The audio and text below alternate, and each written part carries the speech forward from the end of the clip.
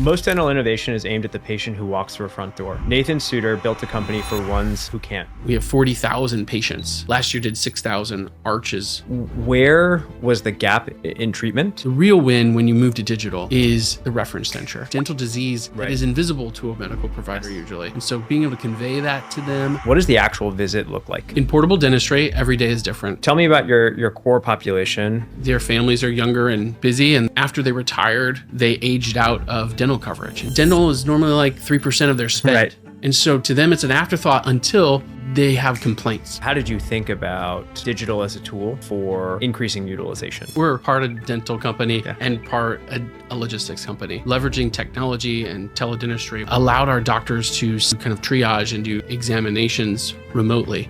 Or in the case of portable dentistry, taking that care to the patient. When you look back in 30 years, what do you want and able to have changed about American dentistry? Half of our patients have diabetes. Would you want your diabetic patient to have a cut on their arm untreated and just sitting there? By 30 years from now, we've at least solved some of that around chronic dental disease.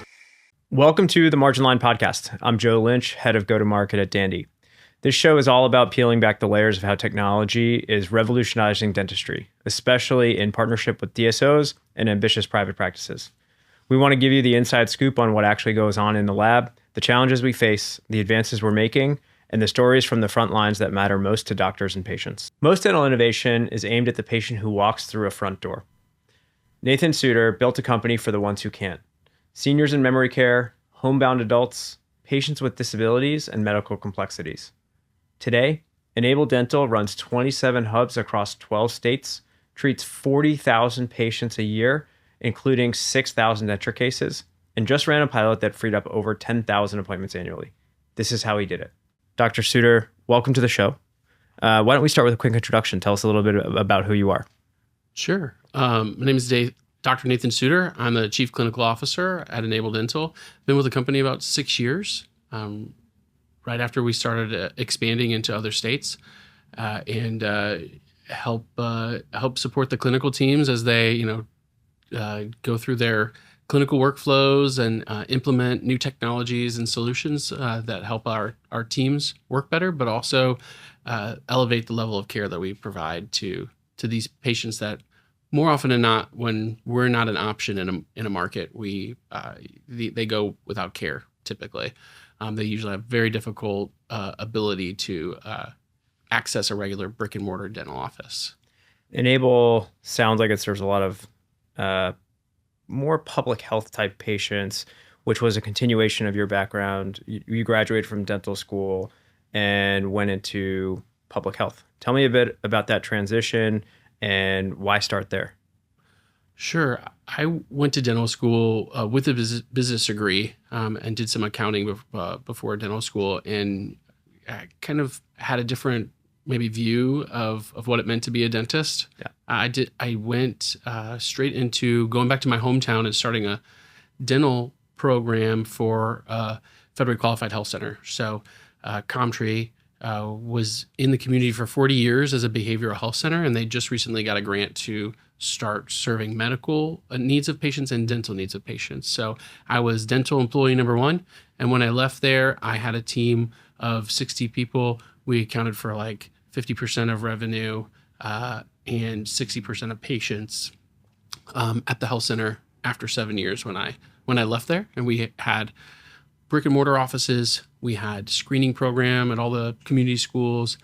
We did portable dentistry and did a lot of innovative work around the deployment of teledentistry into our community. Interesting. And so at Comtree, is that where this idea of portable dentistry and teledentistry really took hold for you? Yeah. So we were always constrained in usually the demand was always more than we had clinical capacity to do.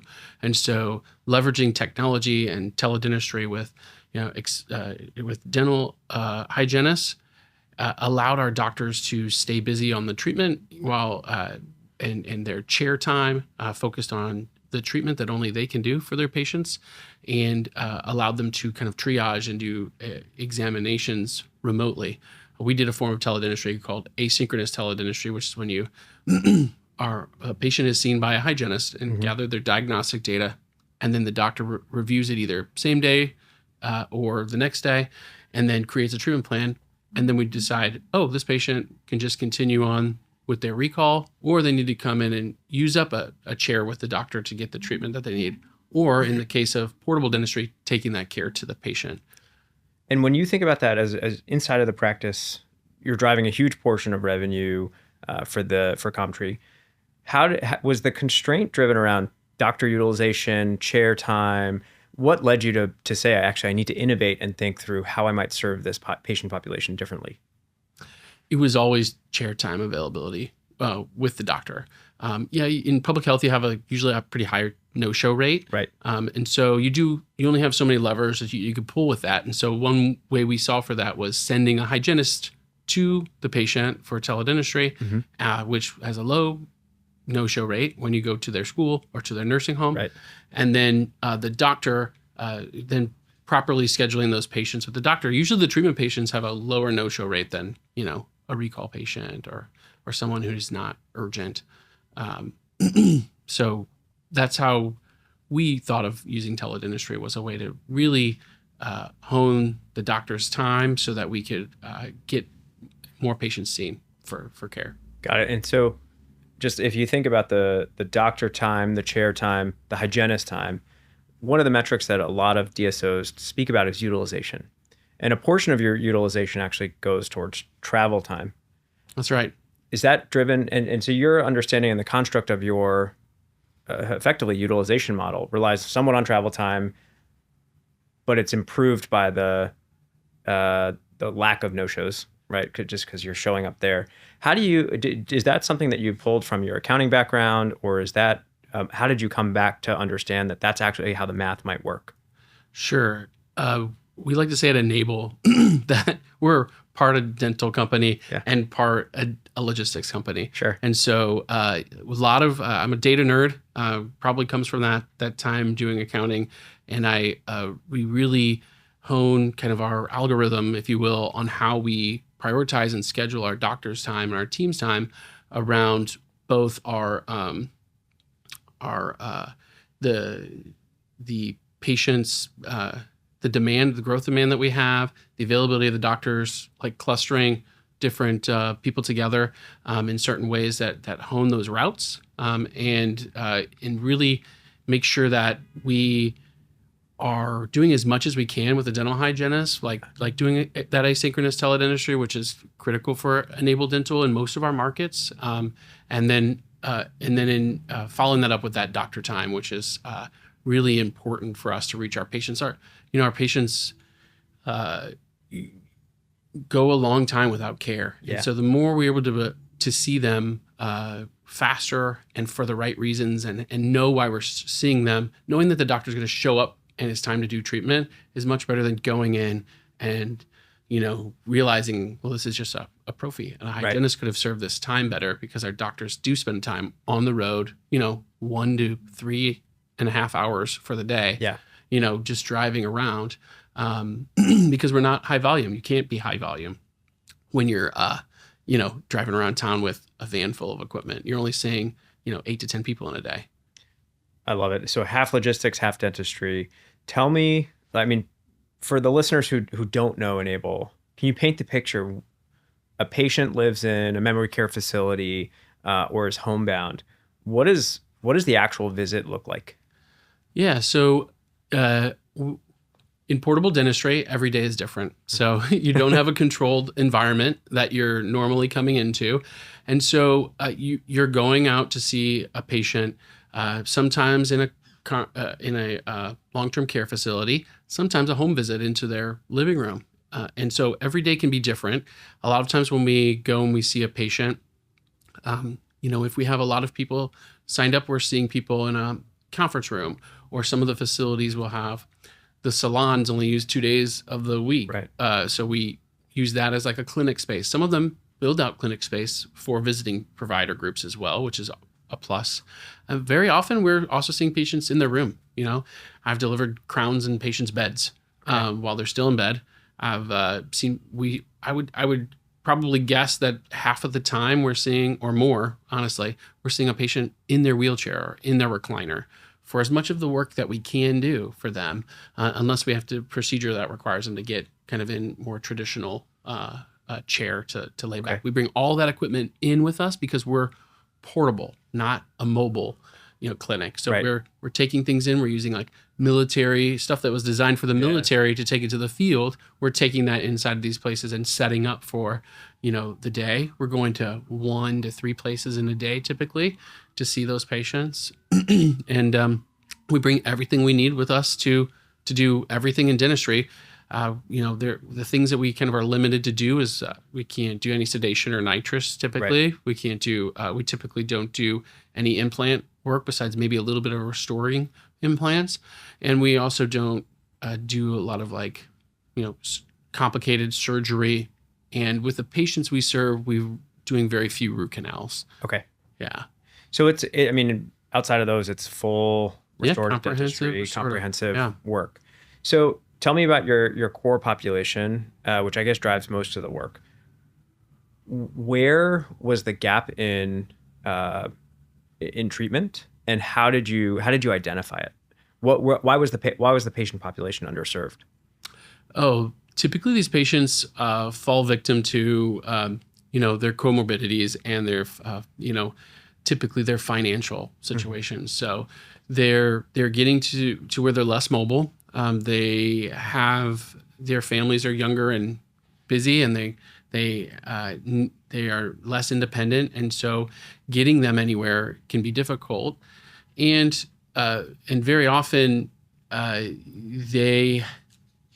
they retired, they aged out of dental coverage, and so they typically put off care.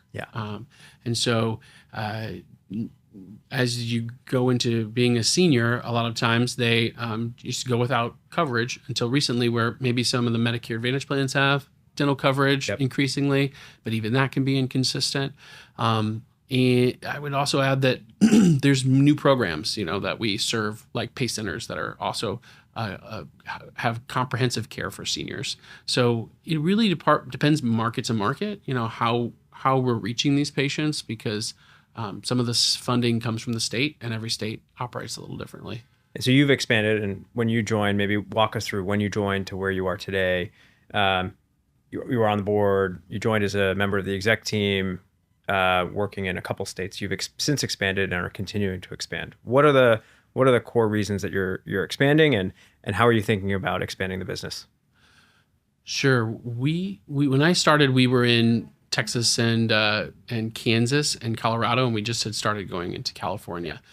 Texas is our biggest state that we're in. We're in most of the major metros, and then we also, but now have just grown exponentially in California. So California is our largest state, both Southern California, all the way up to the northern part of California. In each state, we have to take a different approach, like I talked about. There's different economic situations usually on how seniors get their care funded, as well as the other population that we serve as adults with disabilities. And so those patients also have different economics around how they get care paid for. We started in our business when at Enable serving assisted living and memory care for somewhat higher functioning, maybe seniors. And it was purely like concierge, cash fee for service. So that's how we started the business. First half of, and now I think this year was the year where our relationships with senior focused or IDD patient, state or federal funding, using the how they use their insurance, those have taken over to probably 60% of the patients that we serve.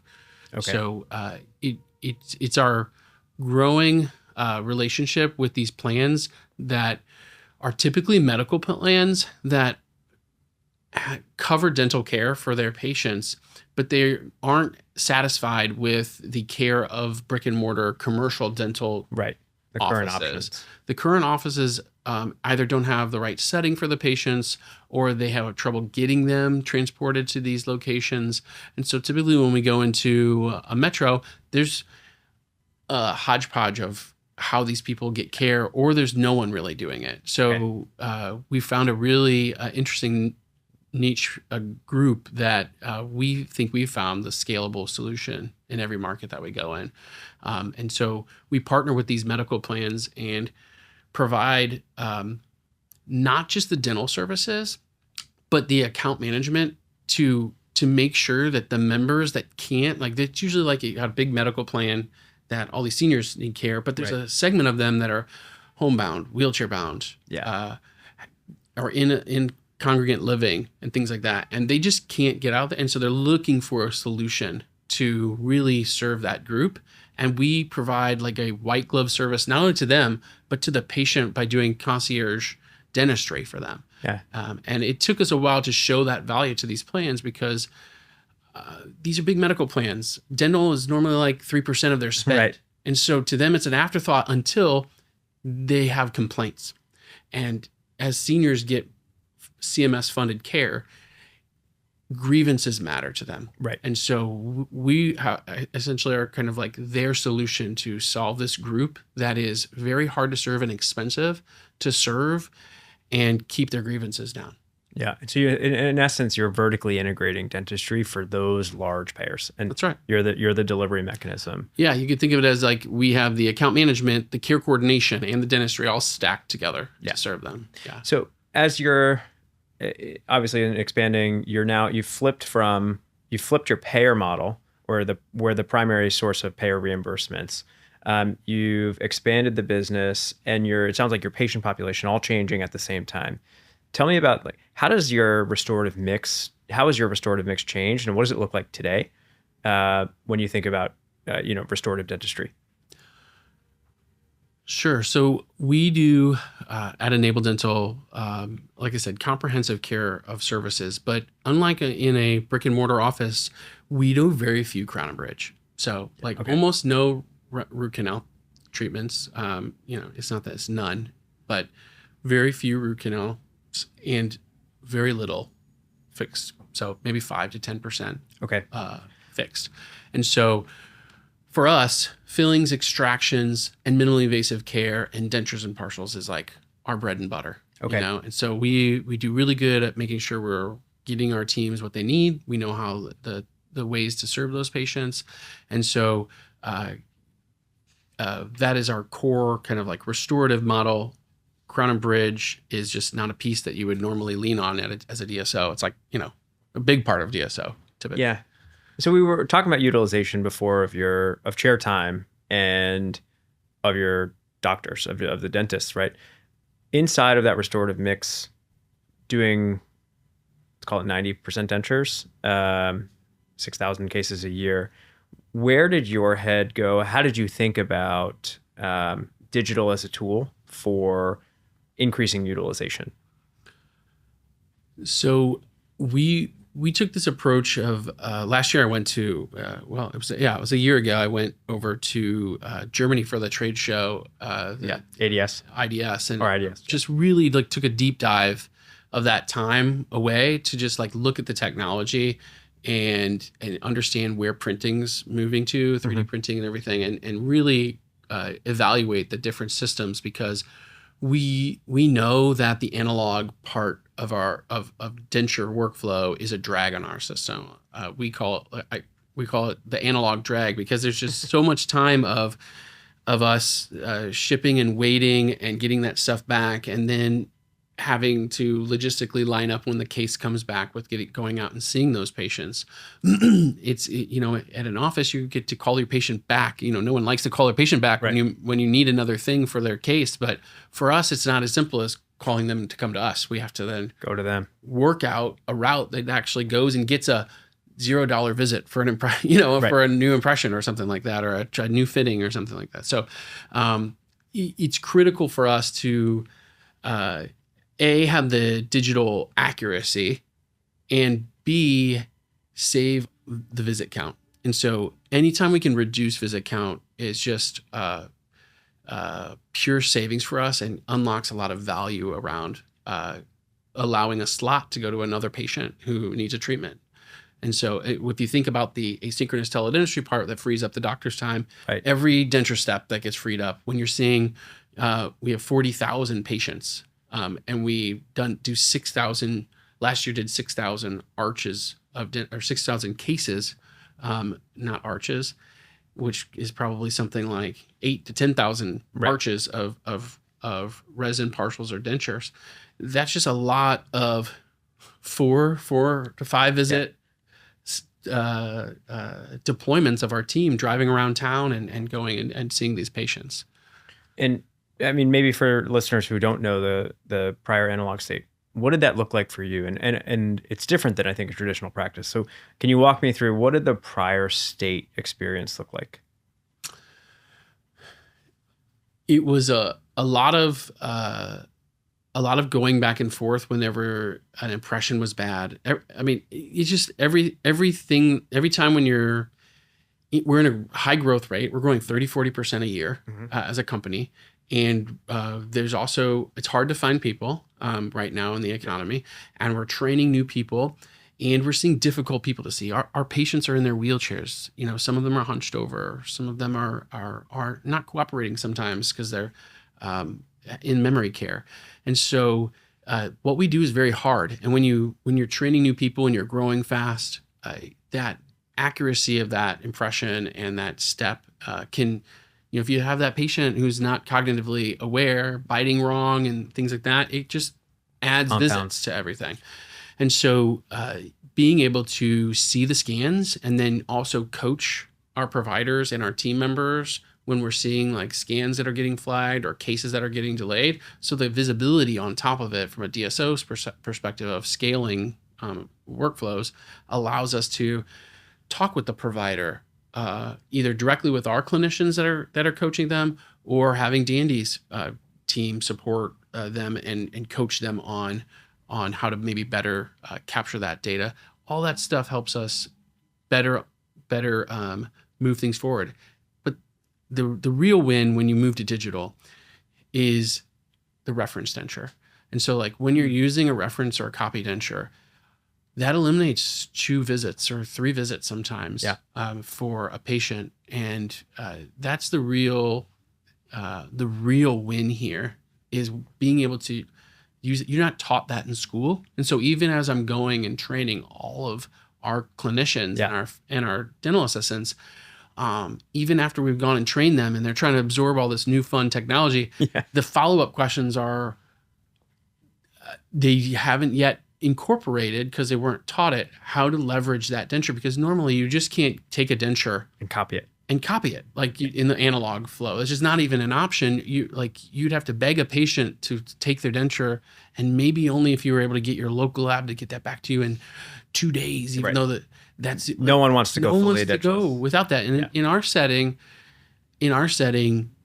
you're not going to be back for 2-3 weeks anyways at the best. And so you can't take their denture. They need that to eat. Some of them cherish those things, like the glasses in their denture, like they don't want to go without that and think that it's disappeared on them. So those are the reference denture really is a significant unlock for us. And when you think about, so you're at IDS, is reference dentures the thing that you saw that just unlocked and said, hey, it is now time for me and Enable to move to digital dentures? It was mostly seeing the scanning technology get to where it could confidently, quickly scan edentulous arches. Okay. I think that was the biggest step forward, was the technology of these scanners scanning edentulous arches and a 360-degree scan of a denture. Right. That was what was holding back adoption. Okay. I feel like the most. Yeah. And so to see that, and to see the printing technology to where they can print something and you can have it done in 5 days or in your hand in 5 days after, is huge. And previewing the future where you're able to print metal, which was on full display there. Like these innovations are really moving what we can do to another level. And that's what I noticed at IDS when I went there. Makes sense. And so you come back from IDS and you do a 6-month evaluation. I'd love to understand from your perspective, what were the things that you were evaluating? And how are you evaluating the labs on what a successful pilot was? Sure. So we did a 6-month pilot at Enable where we worked with Dandy to roll it out with 15 clinicians. Mm-hmm. And what we were looking for was what is our average visits per denture case Yep. in partials, and what was the turnaround time? Turnaround time for a lab, you need something different than for the clinician. When we talk about turnaround time, it's we took that impression and we delivered that denture. Right. And so what we were trying to watch for is the difference in that. And we dropped it by 50%, our turnaround time. And we were able to save 1.5 visits per case. And so that is right on target. And in some cases, you were saving 2. In some cases, you were saving 1, but on average, it was 1.5 visits. And that's a big win for us.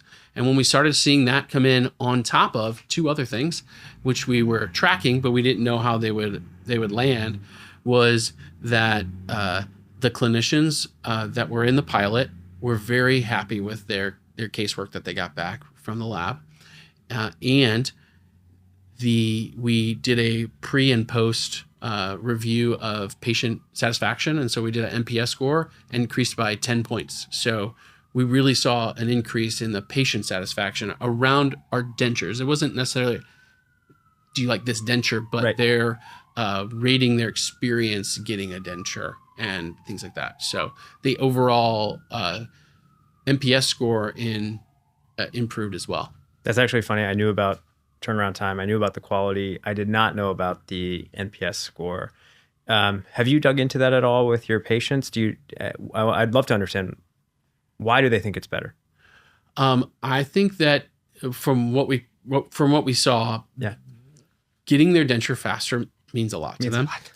So getting their denture faster. And also there's like, even when you're seeing seniors, they see how cool it is, to have a 3D scan. They think that is really interesting. They remember getting gagged from their old denture when they got an alginate impression and all that kind of stuff. And so they really think it has a perception to them to be using technology and to be innovative, even on some of these settings where you would think maybe it wouldn't. Yeah, that's awesome. And I also wore a partial denture and scanned it. Makes a huge difference versus an alginate or a PVS impression. I'd love to. So change management is maybe the hardest thing at a DSO, and it doesn't matter whether you're rolling out Dandy or a different initiative, but I imagine it has to be at least 2x harder when you're talking about portable dentistry. Walk me through, how did you get the initial pilot group onboarded, and what were the key learnings as you rolled out to the first 15 providers? Sure. So we started by, I kind of have a short list of my innovators, if you will, the dentists at Enable that are kind of always raising their hand to try something new, or they come to me with ideas. And so we rolled out to early adopters like that first. Also happened to be one of them is our highest producing most volume dentist that we have as well in Northern California. And I knew would be she is so detailed in everything that she does. I knew she would be a good critic. And so she was all ready to take it on and try it. And she was pushing it to its limits. Like she was literally saying, I'm going to try this. I'm going to do this. She's like, I did 2 abutment crowns and a partial metal that fit onto it. It fit like a glove right when I inserted the crowns. I did the framework trying on top of it and fit. And those are not easy to do, that kind of a case. And so when she was having feedback like that, I knew we were on the right track. Okay. And then so as we did that, and we got a few of the other clinicians on board, I knew that we were heading in the right direction as the kind of data was flowing through. The NPS part was just like, hey, let's go and run another survey and just see if we got did improvement. So that was great. The biggest learning curve is not always the doctor. It's like getting their support team comfortable, right? And getting in front of them and getting them comfortable with it. And you could see the different ways teams we call them teams when a doctor and an assistant go out to a facility. And so when you're seeing these teams work and seeing, in some cases the doctor's more hands-on with the cases, and in some cases the assistant is doing a lot more of the scanning, and they're doing like the review and the touch-up, and Right. in the lab the doctor's doing more of the slip and the evaluating of the scan quality. So kind of finding those nuances also helps with the adoption. And we've learned a lot. I'm glad we took 6 months, because I really learned a lot so that we could answer questions. Yeah. And it also built credibility to have the data and the experience before we rolled it out to, our other 65 providers. Yeah. And so you have the early adopters, and I remember getting pushed to the limit on, hey, how do we actually make this work? In particular for some of those really complex cases. How do you roll out to the first 15? How do you then take that out to the next 65? Sure. So I was giving periodic updates. We're kind of a young company that very startup-y kind of vibe at our company, and so we were sharing things through our internal chat system, updates and everything, and we were making ourselves available through meets and things like that. And then I took a deep dive into the data. And then we rolled out a really good plan so that we could go to every location with one of our trainers, our providers, and a D&D trainer. And so we went to each office to have some time with everybody, and so that we could really get FaceTime with them and answer their questions, and have them feel like they have the bandwidth and the capability to really ask the questions that are coming up for them. And some of them come, quite a few of them had used Dandy before, or they used Trios or iTero before, and so a lot of scanning experience, which is helpful. But then showing them the skepticism of edentulous arches, someone I could never scan a denture. I've tried that with whatever, but that was 3 years ago, and it's come a long way. And so showing them that yes, you can do it this way. We've tried it. Here's a case I did, and also showing them that I've done it as well, so that they can see the results that I've had, and sharing stories like that. And I know we're in New York today. You just came from Brooklyn, and I know you've also been to a few of the other Dandy trainings. But more broadly, how do you think about change management and implementation, and splitting the work between the Enable and Dandy in this case, but other vendors for the audience listening? Sure. I think what's great for a DSO is to have a partner, in this case, Dandy, where we really came to the table and tried to figure out how do we make this successful, and really thinking through as much as we could. Not that we thought through all of the scenarios that have come up along the way, and I'm sure there'll be a new wrench thrown into there tomorrow, but it's we had enough room to really think through how to implement it, and then to and have an open dialogue on what supports Dandy, the partner, can provide. And in this case, having the training support that we needed, and tooling it after the first few to really leverage the best success that we can leverage, and figure out, okay, well, in this market, this provider practices in this way. What other resources can maybe Dandy get them in front of? To, or in some cases, our own team members being there to coach them through some of these cases that they might need.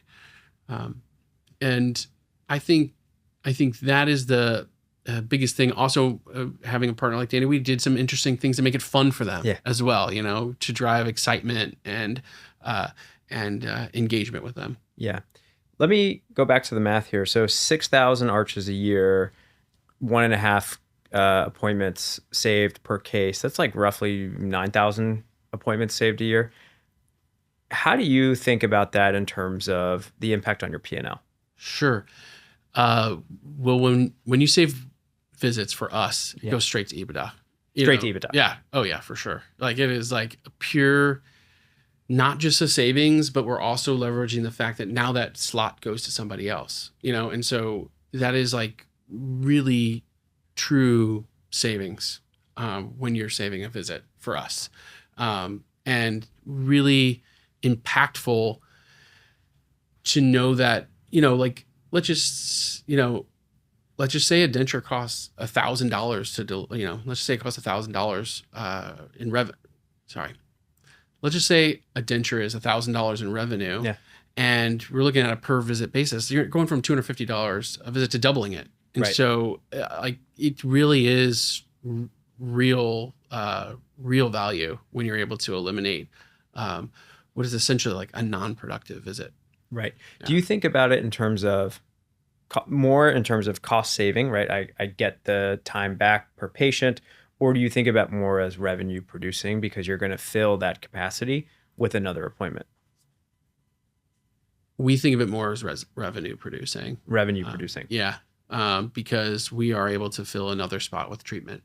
Our doctor time is the most precious time. And, Yeah. And like I said, we don't have a lot of competition, and we are growing very quickly. And so as we're scaling, saving visits really helps in multiple ways. So we don't, I'd say our default is to say revenue producing, but it has multivariable effect. Yeah. Set aside the math. You talked about a little bit about the patient experience. What does it actually mean to a patient when you're not taking their current set of dentures for a reline or for a new set of dentures? What does it actually mean? Well, for us, our patients are frail and they don't have a lot usually, and so taking that is stressful for them. So allowing them to keep what they have while we work on something new is probably one of the big drivers of the NPS score is that they, patients are constantly dropping their denture, or it's not fitting very well. And for us to say, we don't have to take your denture, or you broke it, well, we already have a scan of it. I can make you another one and be back with it in 2 weeks. Like that just blows their mind. Not only their mind, there's a whole other section of how we run our company where, we have community relations people that go and build these relationships with these facilities, and the facility is a decision maker in our patients' care. And so when we go to a facility that they're allowing us in to see their residents, it's really important that we also have a good relationship with this facility. Yeah. And so when we can show that our technology we leverage is making the patient happy and saving them a bunch of angst that they have because Mrs. Jones lost her denture last week, or one of our staff lost their denture because we moved them from one room to the next and now it ended up in the trash or something like that. It is like so valuable to them to see that kind of level of service from us, that we're a solution for them when they would have been like, oh, great. Because in most states, they have to like make that. And that happens to us every day. Like every day, someone's like, I lost my denture, or broke my denture. And so now with digitally scanning these dentures in, which is part of our workflow now, is everyone's getting diagnostic scans and they're getting their denture recorded. We have this like extra tool in our toolbox to deploy a new replacement denture in the next visit. Sure. So that's huge. I didn't realize, and maybe for the audience, you actually have 4 customers then. You have the patient, their caregiver, or the staff of the facility, and the payer. That's exactly right. Yeah. How do you build a business around supporting all 4 of those constituents without compromising it? It's a balancing act. And I think that is the biggest learning that we have as a company is how to manage all of those things. Because I think in a dental office, the payer is like kind of distant in the relationship. And in an office, everyone is present. The doctor's there, the patient's there, their daughter brought them to the office, and there's no facility involved. And so everyone can make a decision right there. And I think what we've done is create, a tech stack in the background and a support structure from our DSO that supports our clinical teams, that helps manage these relationships and communicates with all the parties. Like there's so much communication that has to happen in the way that we do business that that's why we actually call that care coordination. Okay. And so it's like care coordination is the other leg. If you think about the dentistry and the logistics, care coordination is a whole separate part of that work that we do that powers like how we see patients. And is that how the Helier acquisition fits in? Yeah, so I started Helier during COVID, and it is a SaaS platform that kind of connects our data to a workflow tool that helps us coordinate that care. And it's evolved over time to be a lot more data driven and feeds our different systems together so that we can run the kind of like reporting that we need to make good next decisions, and also to automate. You imagine the amount of automation that we have to, some of it being automated, some of it being manual, that we have to do to keep everyone in the loop. That whenever we go to see your mom at the assisted living facility, that we're going to be there. Yeah. And after we see her, what we did, or connect with you to sign the treatment plan. All those kinds of little things that people used to live it elsewhere. Yeah. Be non-connected. Yeah. So we have to our tech stack supports that process, and we've got so much experience for doing it for so long to know how to handle those different interactions. As you build this care stack, a logistics work stream, and you're now creating longitudinal data on patients and their care, what do you think that unlocks for you and Enable as a company? Yeah, so I think some of the interesting stuff that the interesting intersection that we have as a company is the value that we actually have for the medical plan as well. And so we see patients that typically have an EHR that is very up to date, right, with them, and then you have our data. And so the exciting work that I think is the next bit of work for us is to really show our value to the medical plan from a data perspective around medical and dental integration. And so that's the frontier that we're already digging into, is how can we provide real information about dental care and how it drives some of those medical levers for both cost savings and outcomes for the patient, whether that's like less hospitalizations or improving their diabetes or their nutrition.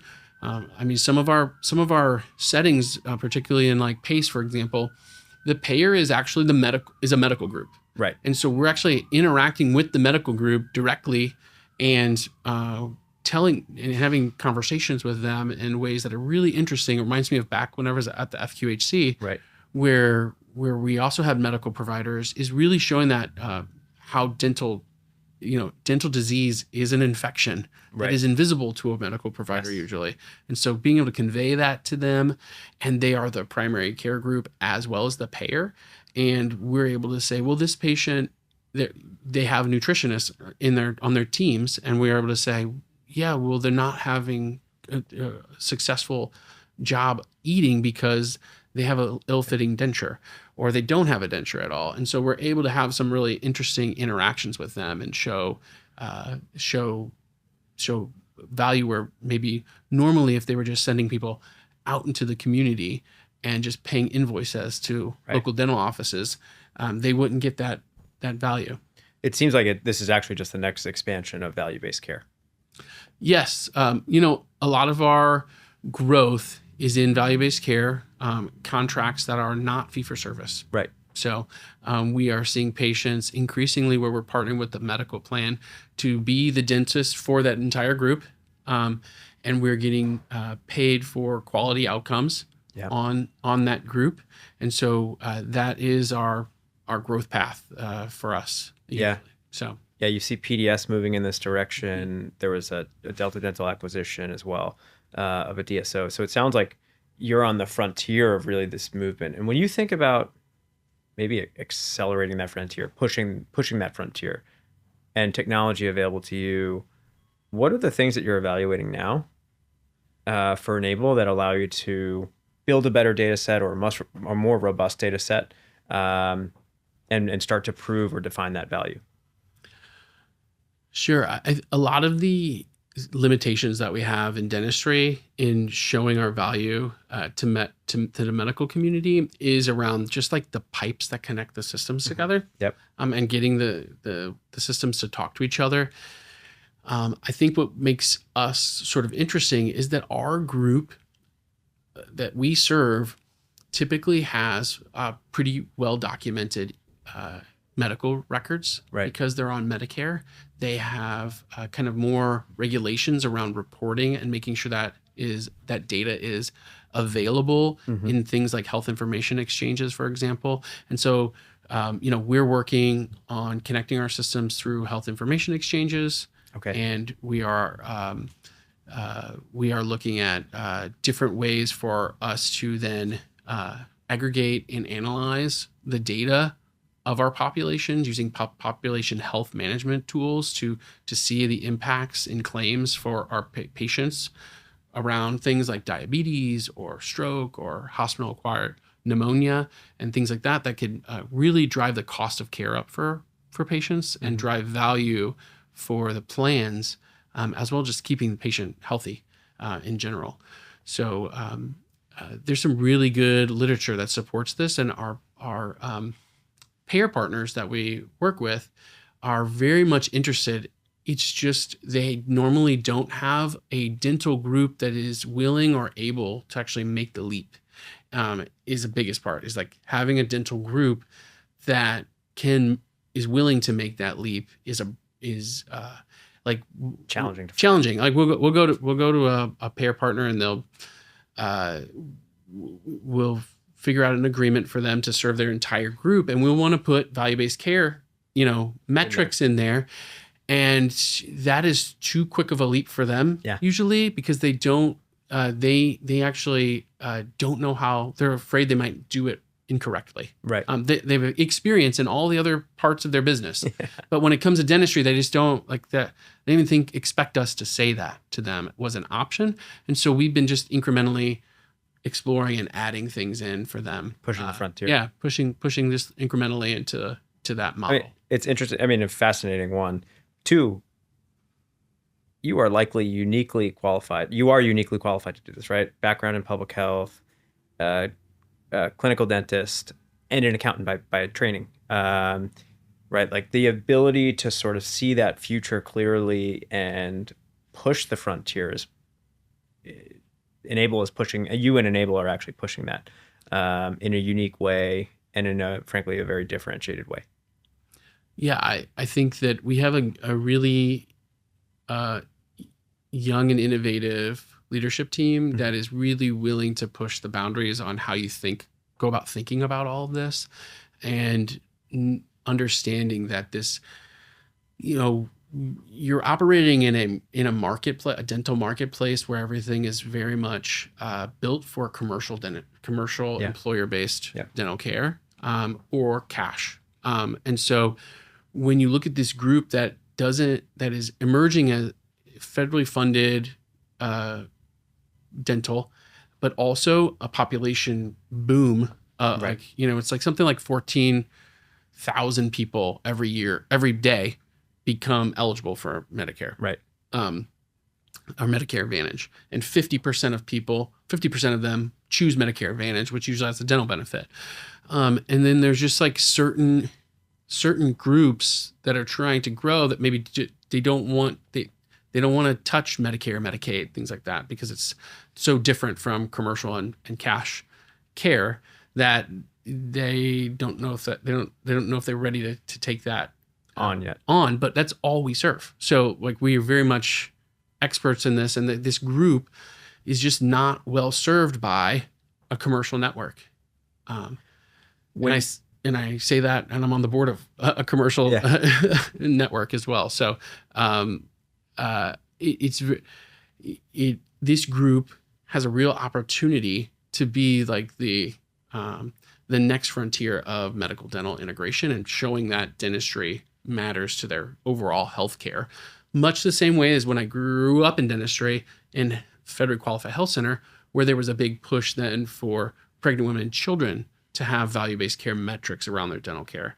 And that's been around for over 10 years now. And so now I feel like a perfect time to start exploring those things for the seniors. Last question here. When you look back in 30 years, what do you want Enable to have changed about American dentistry? I would like to see that what we do at Enable changes how an insurance plan values dentistry, and understand that periodontal disease is like if you go to a medical plan and you ask them, would you want your patient to have, who has diabetes, half of our patients have diabetes, would you want your diabetic patient to have a cut on their arm untreated and just sitting there for every single day for years? Like, you wouldn't even think that was allowable, but that is what the surface area of a mouth with periodontal disease is, and they don't even think about it. And the impacts that might have on inflammation and their white blood cell count and their chewing ability and all these other things.